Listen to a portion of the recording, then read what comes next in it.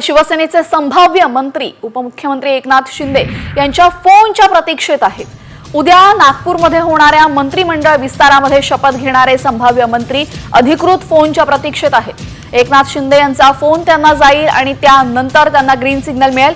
संभाव्य मंत्र्यांचा सहकुटुंब आणि प्रमुख पदाधिकारी नागपूरला जाण्यासाठी सज्ज आहेत। आता ते वाट पाहत आहेत फक्त उपमुख्यमंत्री एकनाथ शिंदे यांच्या फोनची। आपल्यासोबत आमचे प्रतिनिधी वैदेही जोडल्या गेलेले आहेत। वैदेही, आता शिंदेंच्या शिवसेनेच्या आमदारांना शिंदेंच्या फोनची फक्त प्रतीक्षा लागलेली आहे, काय अधिकची माहिती आहे? नक्कीच आपण बघतोय की शिवसेनेचे खरं तर अनेक आमदार जे आहेत त्यांना प्रतीक्षा आहे की मंत्रिपद त्यांना मिळेल।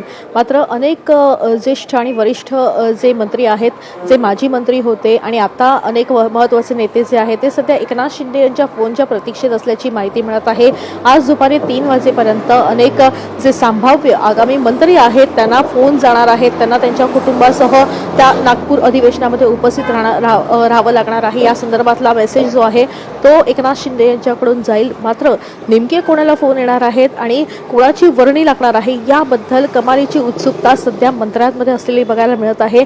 यासाठीच काल रात्री उशिरापर्यंत अनेक वरिष्ठ नेत्यांनी खरं तर एकनाथ शिंदे यांची भेट देखील घेतली होती आणि या भेटीमध्ये खरं तर लॉबिंग करण्याचा प्रयत्न देखील अनेक नेत्यांचा बघायला मिळाला। मात्र त्यांची वर्णी लागणार आहे का हे पाहणं खरं तर औत्सुक्याचं ठरणार आहे। पण 3 वाजल्यानंतर खरं तर या संदर्भातलं चित्र स्पष्ट होईल की नेमक्या कुठल्या नेत्यांना मंत्रिपदासंदर्भातले फोन गेलेले आहेत। जी, धन्यवाद आपण दिलेल्या माहितीबद्दल। तर 3 पर्यंत हे संपूर्ण चित्र स्पष्ट होणार असल्याची माहिती आपल्याला आत्ताच मिळालेली आहे आणि आता सर्व आमदारांना प्रतीक्षा आहे ती म्हणजे उपमुख्यमंत्री एकनाथ शिंदे यांच्या फोनची।